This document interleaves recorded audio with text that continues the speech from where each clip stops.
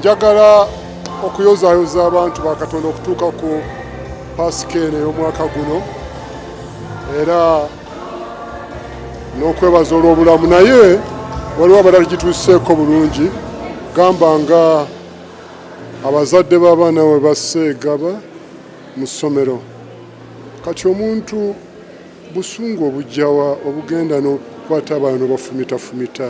Bannange, Pasika eteekeddwa okutuleetera mirembe na buntu bulamu. Olunaku luno lwassuubi lingi nnyo okukkiriza kwaffe era lwasanyu nnyo ate lwa buwanguzi eri amaanyi g'okufa okuva eri Mukama waffe Yesu Kristo ng'agawangula.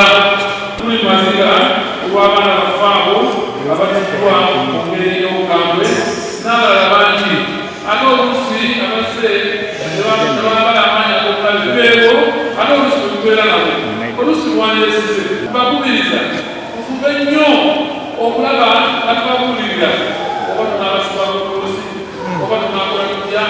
Omubiri atambula awuluguma ang'empologoma ng'anoonya obwokulya. Tusabire nnyo gavumenti ya Uganda, atusabire nnyo obukulembeze okufuba okulaba nga ebikolwa bino bikomekerezebwa.